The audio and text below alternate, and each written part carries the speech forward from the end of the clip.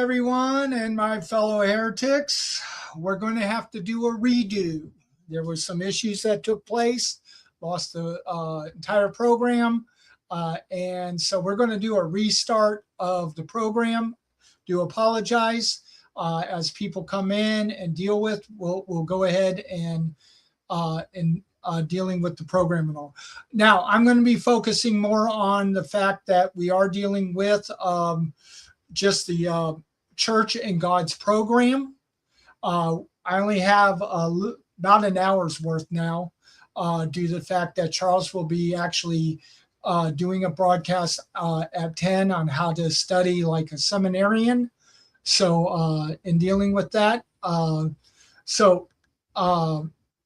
in dealing with that, let's see, want to put on the music here so that there's a background and all. There we go. Okay, so like I said, what we're going to be doing is a theological presentation of the book called The Church and God's Program. We're not doing a book review. What we're basically going to be dealing with is Robert Saucy's dispensational framework that comes out of this book.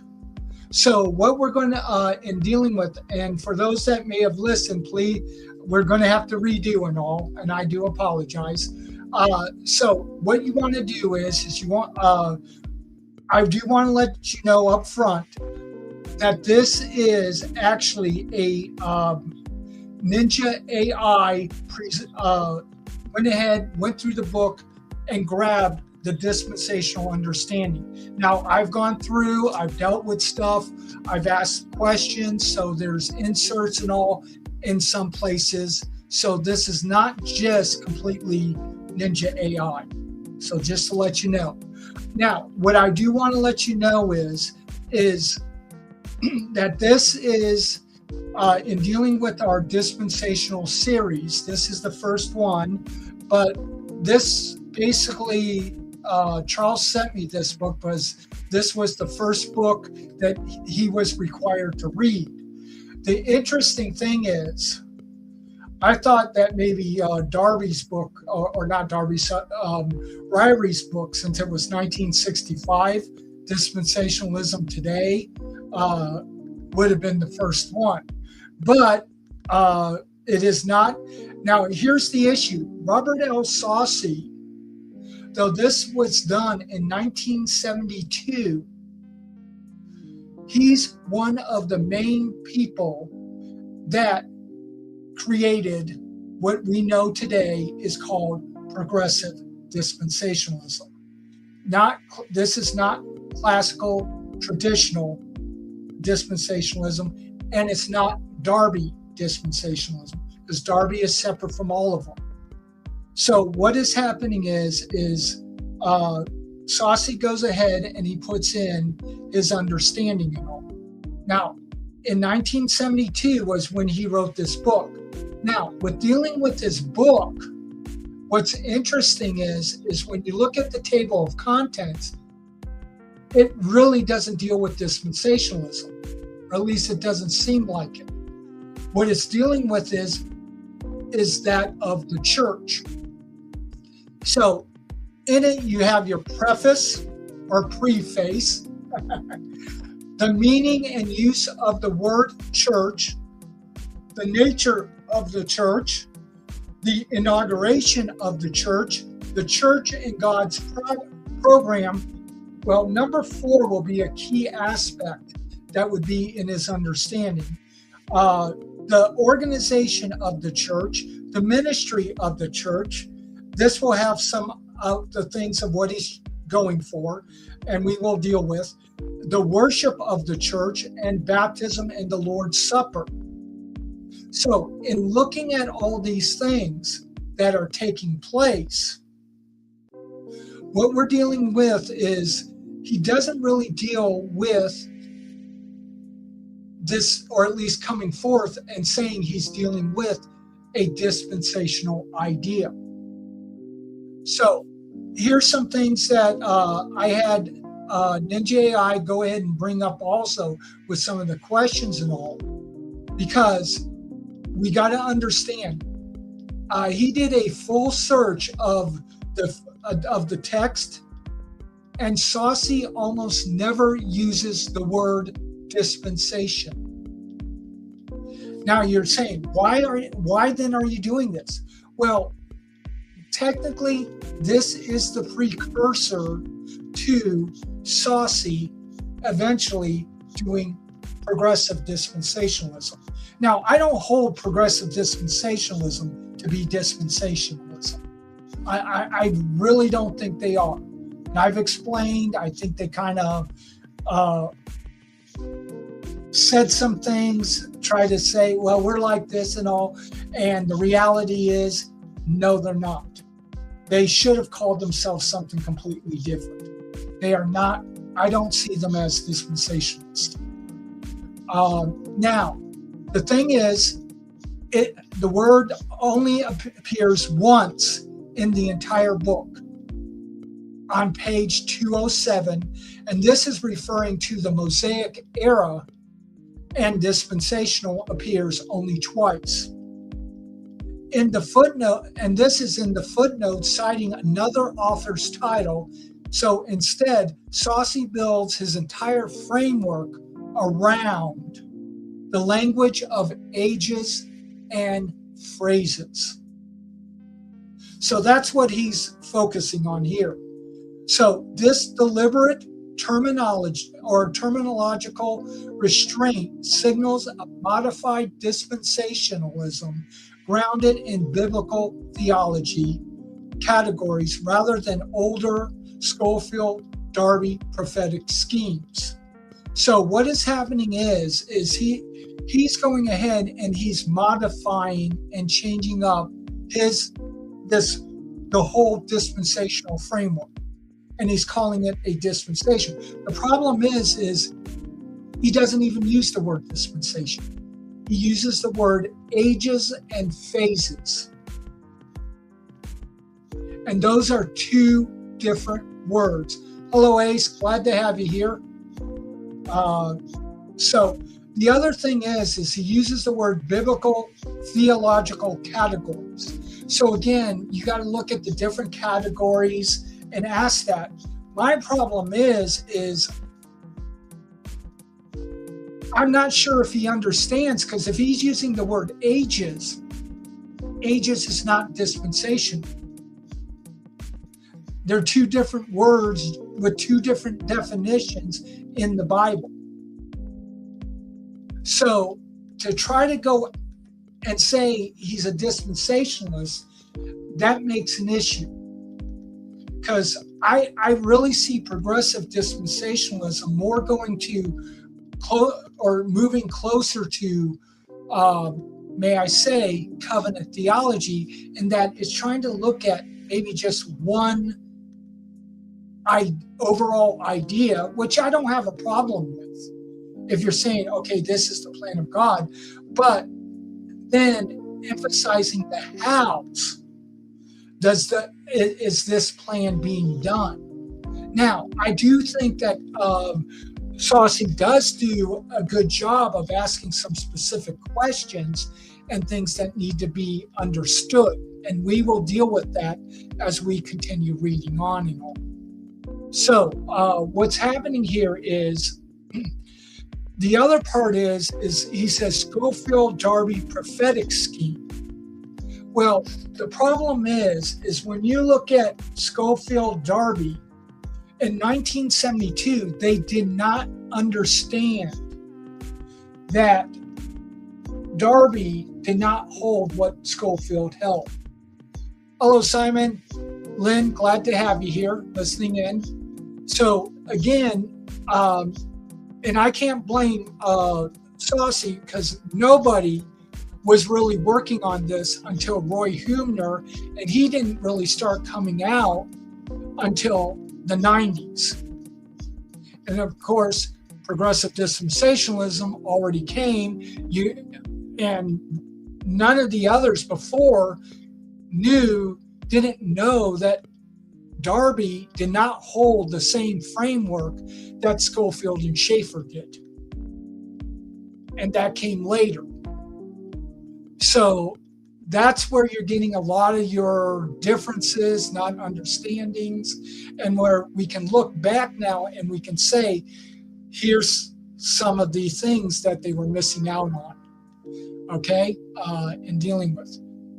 Let's see, Ace says, the coolest dispensation ahead of us is revealed in Ephesians 1:10, all to be gathered up in the Christ at the fullness of times. Yeah, and basically I hold to that being the millennium, the fullness of times, and dealing with that. So, okay. Now, what is happening here is when I'm going through this is not in his book. This is gathering from other stuff that I had NinjaAI look at and deal with, because he did not say this.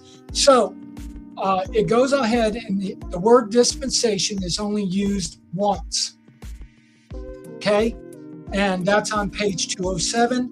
Dispensational is used twice, only 2 times, and that's in the bibliography. In other words, he was quoting someone, and it's in their title of their book, so he had to put it in the bibliography.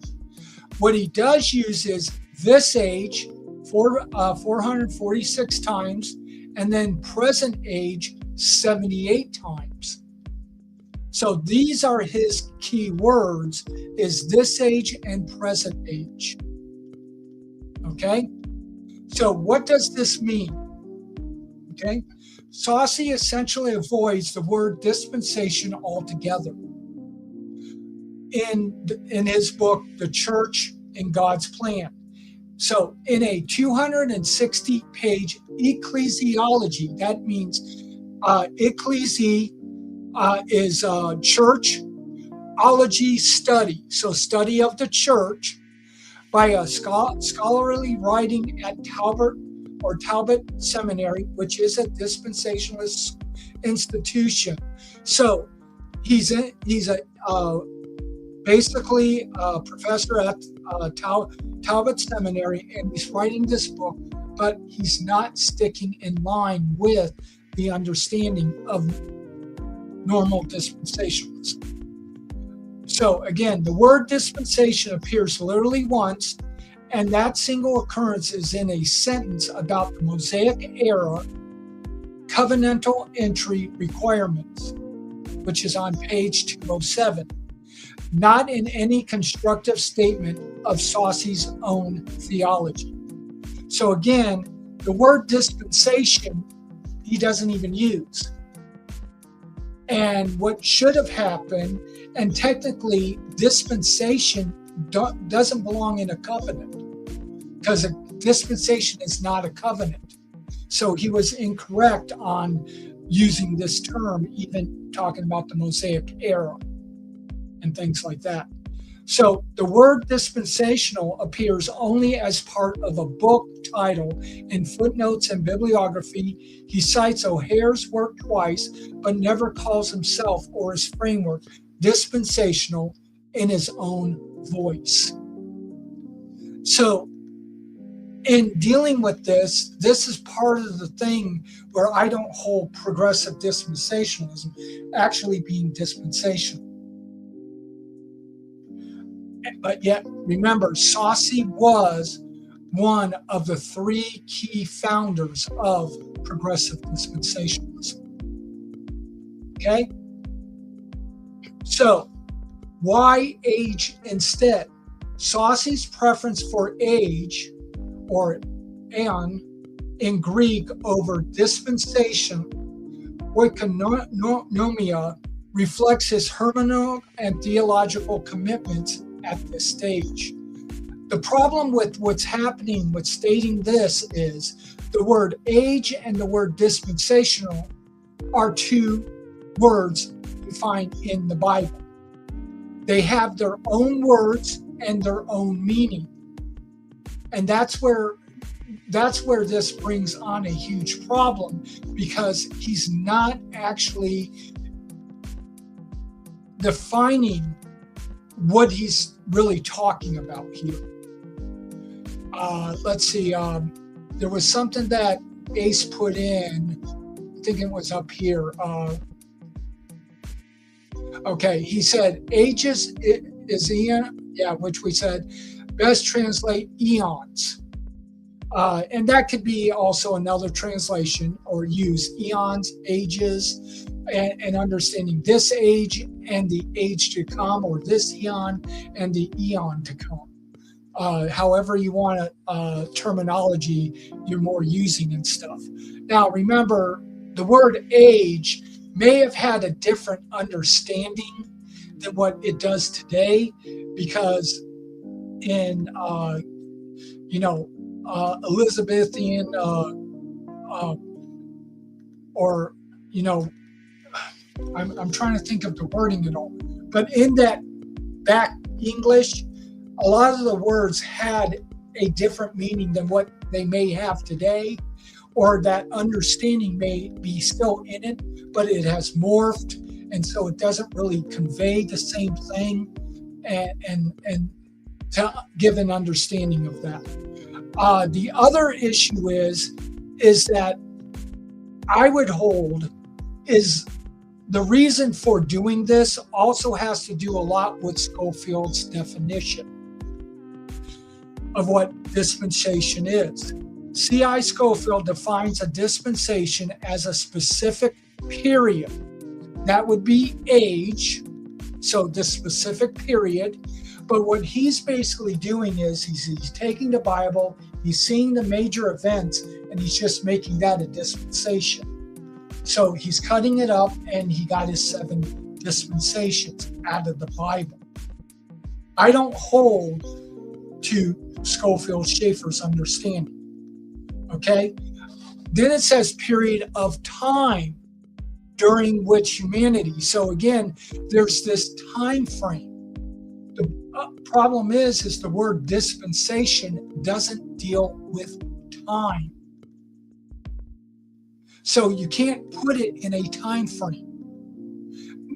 I mean, yeah, there will be a beginning, there will be an ending, but exactly when and all, you can't. So you're not dealing with time and trying to relay that out. And may I say, I believe any dispensation that gets started, and I hold the 3, its ending will be at the end of when the earth is done, and it's going to be destroyed, and then the new heaven and new earth is going to be created, and that of going into eternity. I believe that's when dispensations are actually going to end. So we're not dealing with this time thing. You have multiple, you will eventually, right now we have 2 dispensations happening at the same time, and eventually we'll have maybe 3 dispensations in what's dealing with. Okay? It all depends on exactly how the dispensational law does that stay yet change up under the law of the millennium, or how exactly that's happening. That hasn't really been worked on all in my understanding. So in dealing with the other thing is the word dispensation just means house law. So what you're looking at is you're looking at an understanding of what God is giving for the specific house that it's dealing with. So a dispensation is kind of like the house, and then the law that goes within that.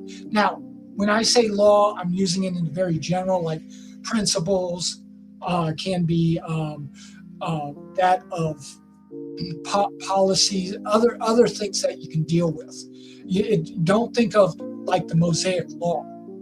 Don't think of it so much as that. But again, way of living, way of doing things, how things are being brought about, stuff like that. Okay. Okay, so what he said, it goes on and all, and it says, reflects his hermeneutical and theological commitment at this stage of his career. So biblical theological grounding, age, is the New Testament own language for historical periods. And he uses Matthew 12:32, this age and the age to come, Ephesians 1:21, 2:7, Galatians 1:4. The problem is, as I said, age is a different word from dispensation. So you can't say they're the same. This doesn't take place. Hello, Durf Parade.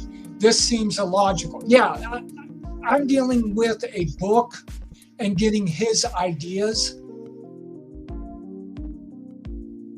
Okay, if you're going to go ahead and start saying like that, I'm just going to delete you. What I'm dealing with is I'm dealing with a book and another guy's understanding and showing the differences. If you don't want to hear, you can leave. Okay, so he goes on and the problem is like I said, he's mixing up the words and dealing with that. Okay,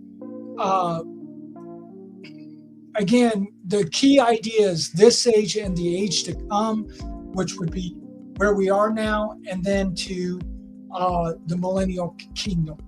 So this age, and then the millennial kingdom would be the age to come that it's speaking about. So he is working within a Historia Salutis. Okay, that's Latin, and I'll explain that a little bit later. But it's basically a framework drawn from a biblical text itself. Okay, and that's the question: is it really biblical text? Not from a theological system imposed on it. Okay, the question is asked, why am I doing this? Well, part of the thing is we are a dispensational group. And being a dispensational, out of our group, I am the most knowledgeable of the multiple dispensational of the 5 schools that are out there. So I was asked to go ahead and do a series in that way. So this is the first. Charles has several books he wants me to go through dealing with, and this was the first book he did, and this was because this was the first book given in the class that he did. The problem is, and it's probably because of the order, it's 1972. The problem is this doesn't really deal with a traditional classical understanding of dispensationalism. And at this time also, they would not have understood that Darby held to a different understanding. So that's where, that's part of the reasons why we go over this, is because there are those that we are a dispensational group. There are those who are dispensational, but then there's others that are, it's just interesting to them. They may not be dispensational, that's fine. But it's interesting in knowing history, knowing the different facts, how other people are looking at, and things like that. I hold more towards Darby. So, and this book won't so much deal with Darby because he doesn't, because again, he did not understand what Darby taught at this time.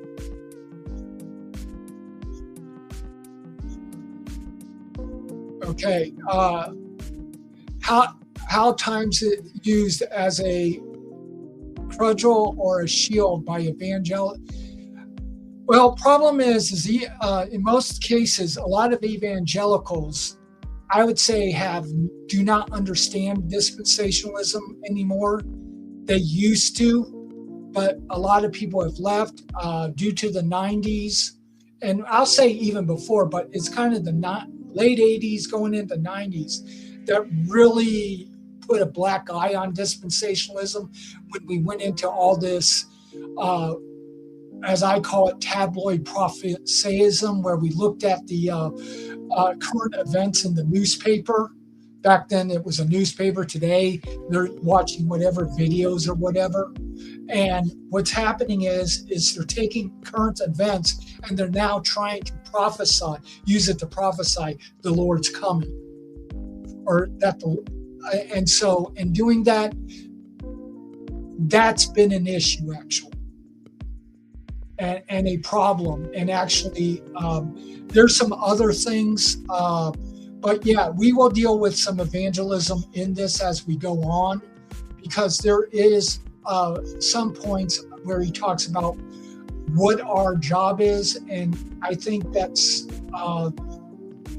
sometimes the views of what's being held can create a problem. No, we do not believe in evolution. We are a young creation where God created in 6 literal days, and on the 7th day he rested. So we don't hold to evolution at all. We don't hold to the long earth, just to let you know. Okay, so let me go ahead and continue on. So number 2, distance from classic dispensational baggage. By 1972, Saucy was already moving towards what would become progressive dispensationalism.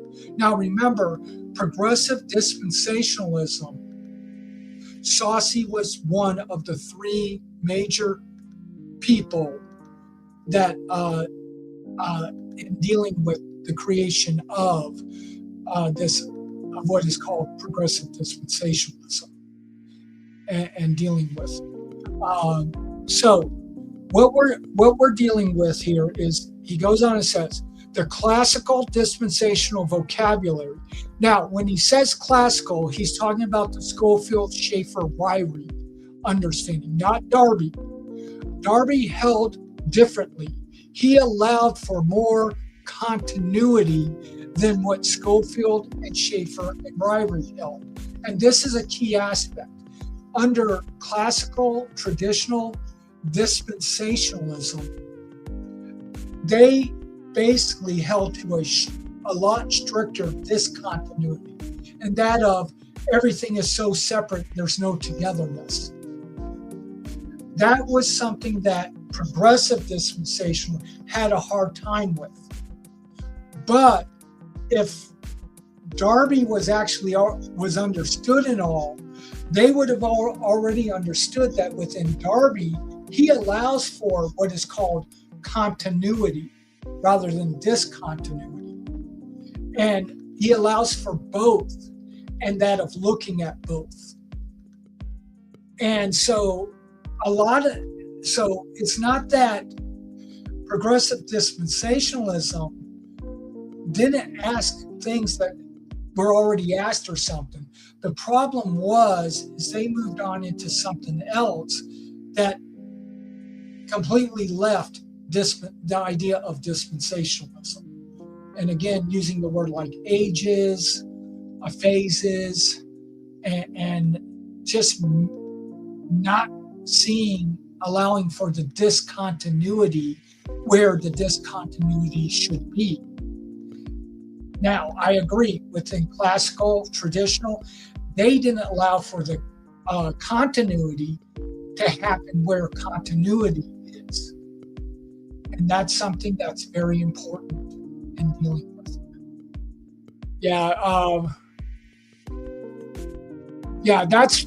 I will agree. That's been one of the problems. And I hate to say it,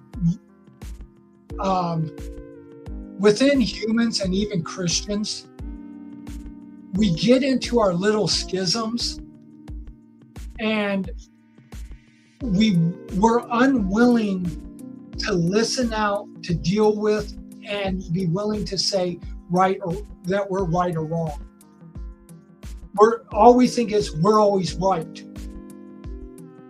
And I think that's a wrong thinking. If we're going to actually be unified in the Lord, even in in the way we think theologically.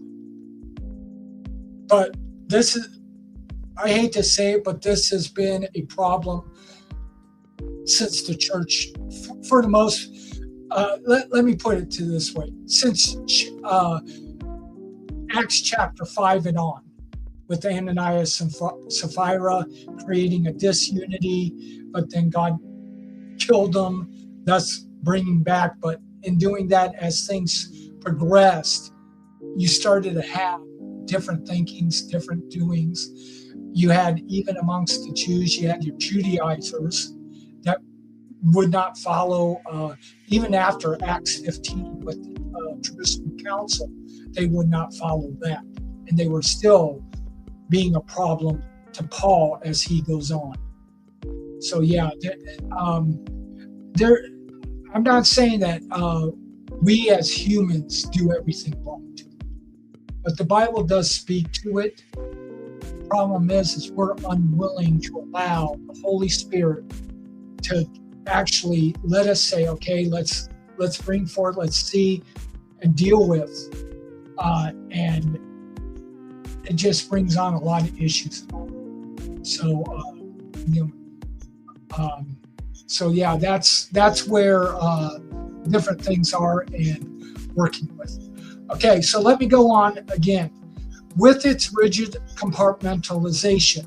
So again, each dispensation, things like that. Now, the other thing that within it you got to understand is that within the Bible speaks of ages, it speaks of times, it speaks of covenants, it speaks of dispensations, and then you also have non-covenantal promises. And within a dispensational system, you really have to look at all of these things. But that's been part of the problem is we don't look at the whole framework.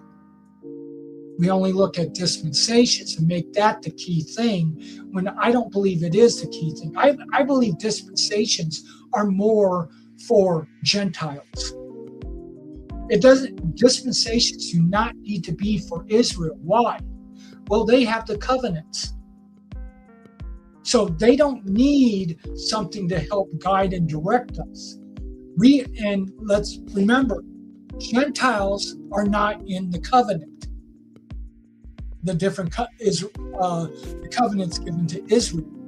So what now happens is as for us Gentiles, God still is concerned for us, and that's the purpose of having dispensations. And also the need for the dispensation of the grace of God, which is the church, the body of Christ, because you're dealing with both the nation of Israel who are saved at this time and Gentiles who are saved being put into this one body. Yet, those who are of Israel believers, they're not going to lose their covenant promises. And as Gentiles, we still don't come into their covenants, but we receive the non-covenantal promises. But guess who else receives those? Israel, believing Israel in the church. So these are the things that you have to look at and see and ask those questions, where in classical, traditional, they didn't allow for things like this. And I do think you need to look at, as it says, continuity is looking at the 10,000 height, looking down at the whole forest, seeing what is actually together, separate, things like that. And then you also have to get this continuity where you go into the forest and you actually see what is exactly separated. So you have to go from both angles and in dealing with. And again, that comes down to how you're going to understand hermeneutically studying the Bible. Okay, so let's go on. So the church age as a parenthesis. So what it's also, he's making a big deal about is saying that the church is a parenthesis. See, I don't agree that the church is a parenthesis either. But a lot of people put the church as a parenthesis that, okay, this is plan B because Israel is not currently in Deuteronomy 28, where they're scattered to the four corners of the earth idea. So now you have the church. And once God's ready to come back and deal with Israel, what's now happening is then he's done with the church. No. Because I don't see the church as a parenthesis. Because one of the things is God has always stated in the Old Testament that he was going to save Gentiles. And here you have the bringing about the church, and the church is mostly Gentiles. And so in doing that, you're seeing God saving Gentiles across the world and then putting them as a part of the church. So again, now the church itself was a mystery, but not the saving of the Gentiles. The thing they didn't understand was, how was God going to really do this? That's what was not ever understood, the church. So in dealing with that, it's quite interesting looking at, okay, are we based is there foundation in the Old Testament also? Yes. There's non-covenantal promises, which went to the Gentiles also. And God also said how he was going to work with these Gentile nations and how they are, and that for them to be saved and things like that, individuals. And that was never in the covenants. That was outside of the covenants. So there's an understanding of the Gentiles being saved, because again, that of being saved never was put into the Abrahamic covenant. That always stayed outside, because if it got put into the Abrahamic covenant, then no one outside of the covenant could be saved. But if it leaves it in a non-covenantal promise, then both those in the covenant and those outside of the covenant are able to be saved. So to go back to your evangelism question, this is one of the issues of dealing with evangelism, and how in dealing with this understanding of the continuity of that of being saved and how that worked, that it was always by grace, we're saved through faith in Jesus, of course, not of works, not anything that we do before, during, or after. One then gets the gift of being saved. It's a wonderful promise, and it's not a covenantal promise. It's a non-covenantal promise. So it goes to the whole world to be saved. Okay, and a sharp Israel church dichotomy. And I spoke about that where, now, yes, God has a plan for the nation of Israel. It speaks in the Bible. Okay?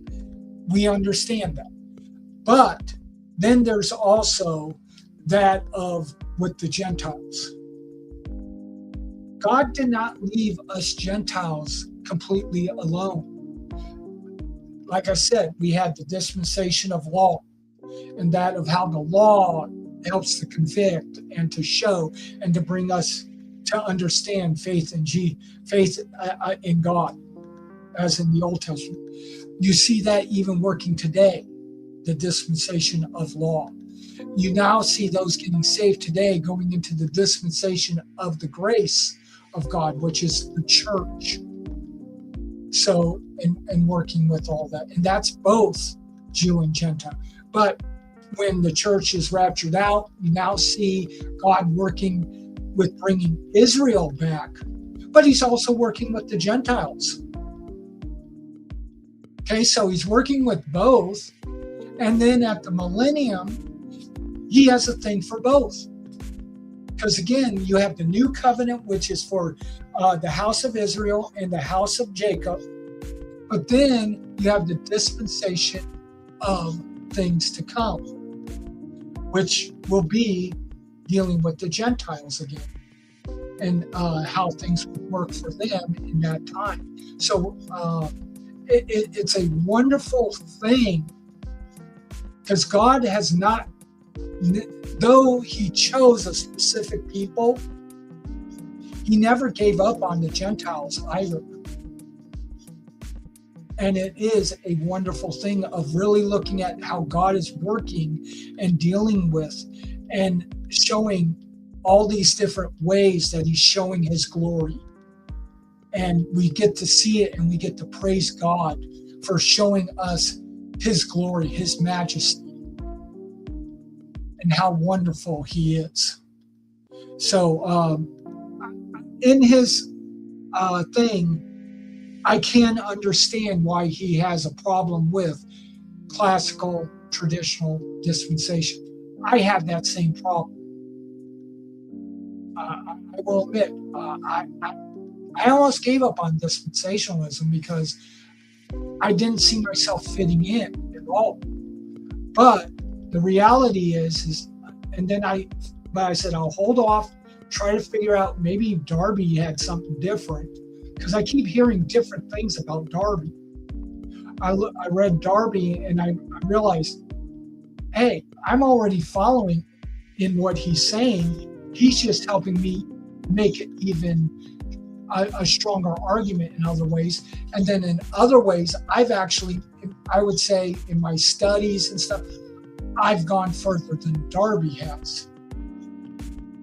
And it's one of those things where you're dealing with, there's a lot of issues and stuff that you have to deal with if you're going to deal with dispensations. It's not something just simple.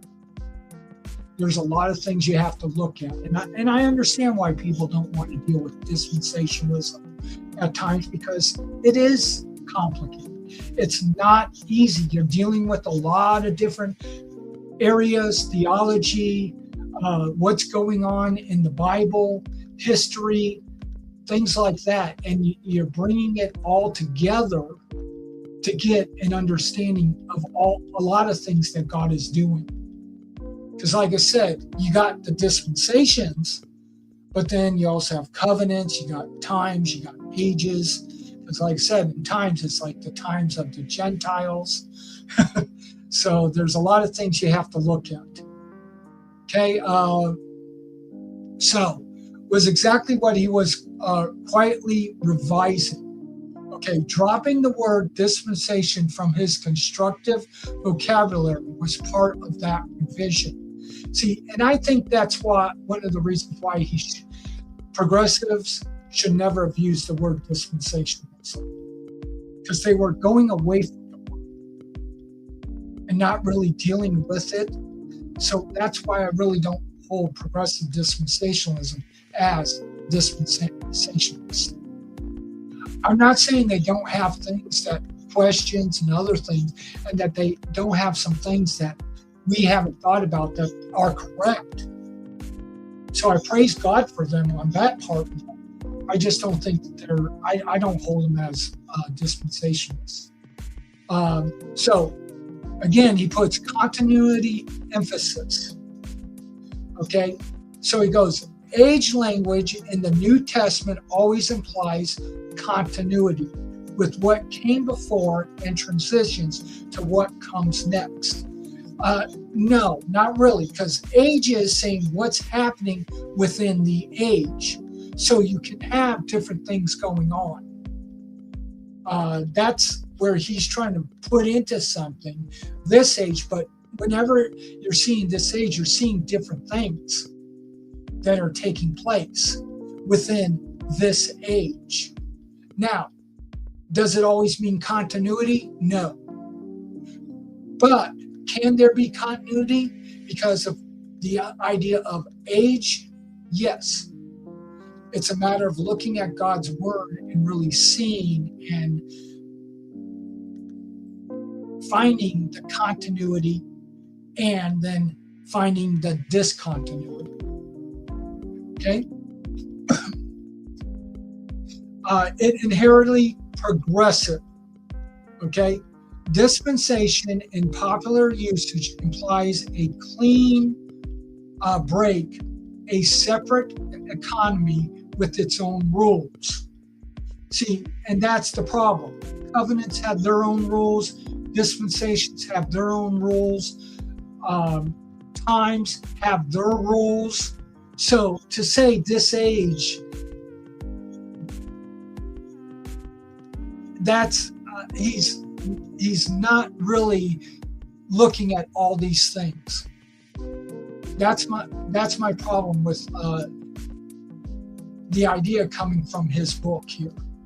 Okay, Saucy wanted to stress that the church era is the fulfillment of the Abrahamic and Davidic promises. Now, when he says promises, he's more talking about, he's mixing the non-covenant promise with covenant promises.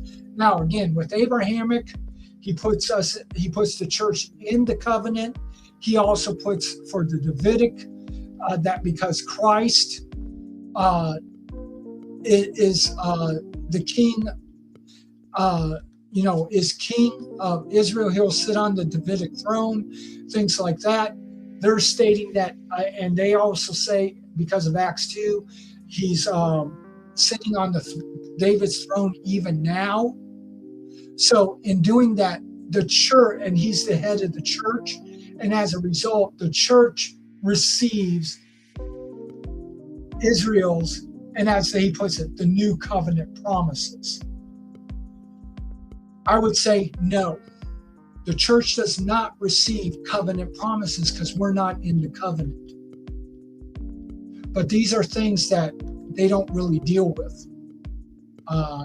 And that of really distinguishing between that which is non-covenantal promises versus covenantal promises. Okay, and again, not a parenthesis within them. So that's a big key, because they did use the word parenthesis back, and I don't see the church really as a parenthesis myself. Okay, the preference confirms this. The page 7 snippet from the preface shows him saying that the focus of his, that is present work, is the church. That which was begun in the scriptures continues today in fulfillment of Christ's promise to build his church. Okay, so what we're going to see is he's going to mix still Old Testament with New Testament, or with the church, not just New Testament, but with the church. And that's going to be a problem in itself also. Okay, this is the language of fulfillment and continuity, not dispensational compartmentalization or discontinuity. That's really what the wording is today, is continuity and discontinuity. But back then, because compartmentalization was the big word for dispensationalists, that's why he's using that. Okay, context of this presentation. So here's what we're going to be looking at. The foundation, God's program in history. Okay. Number 2, the present age, the church as a distinct phase. Number 3, Israel / church distinction. Okay, the relationship between Israel and the church's vocation in the present age. Eschatological or end times framework, a future for national Israel. And 7, Saucy's place in our dispensational tradition. Okay, and I haven't got that far, but I think Ninja AI is pretty much going to give reasons for it.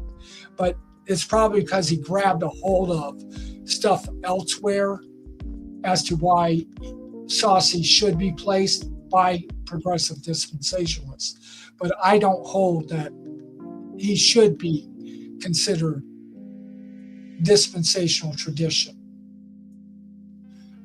He may have some, but even his whole framework of dividing is completely different also. And so it really doesn't fit because of how he's trying to use the word age and then phases within the age and things like that. So, as we go on, we will be dealing with part 1 starting next week. Charles will be coming on at 10 o'clock, which is in about 13 minutes, it looks like. And he will be dealing with the, again, how to study like a cemeterian. Sorry. It's seminary jokes talking about how they become like cemeteries. But anyways, I being a graduate of a seminary, I'm able to make those jokes. And so I do that. Because a lot of dead people come out of seminaries. But anyways, we will deal with part 1. There's all the different parts that deals with and going into. This will start really more with the book, or not so much the book, but getting his dispensational or his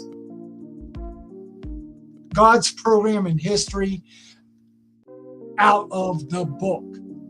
So that's what we will do starting next week in dealing with, deal with part 1.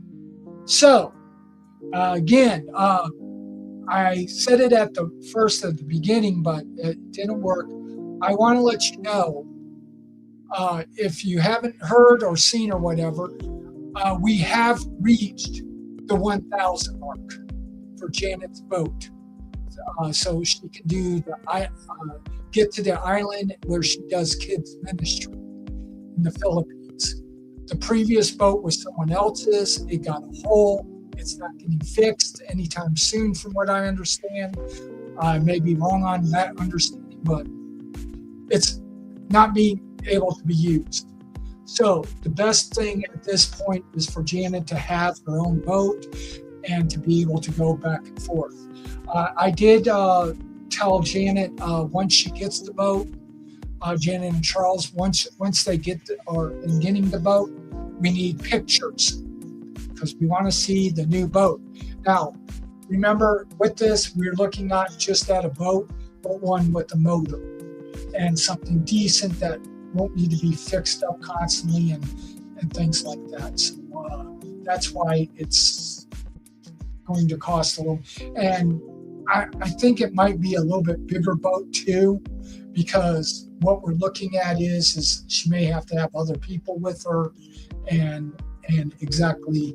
And as you can see the type of boats in the background, But I praise God because what basically happened was, and this, I'm just like, praise God. I went ahead and I did the video, letting people know of the ministry need. Okay, when I went to bed, I took a quick look. I saw only a few people actually saw the video. Of course, no giving was done at that time. And I kind of expected that. It takes a little bit for people to watch them. I wake up this morning, I go ahead in and I look at it and it's like, we've reached the goal. So I kind of did it over to let both Charles and Janet know, in case they haven't seen it, we've reached the goal. And I'm just like, praise the Lord. So for those that gave during the night and all, so that we can meet this goal. Thank you very much. And like I said, I'm going to harp on them once they get the boat. You want pictures, and I think we need to have where to show some of the pictures of the boat, and maybe her driving it or something like that. Got to show off Janet too. Let's just face it, we show off Janet. Janet's the best part of the Layman Seminary, so we show her off and all. So, but wanted to let you know we did reach the getting the $1,000. So again, thank you very much. So as I come to a close here, I say thank you all that listened in, that came back. I know that with the previous part, that just died. There were some things that happened, and so I had to restart over and everything, and so that's why I started at the beginning. Second of all, for those that will listen, I want to thank you very much for listening and being a part of tonight's program.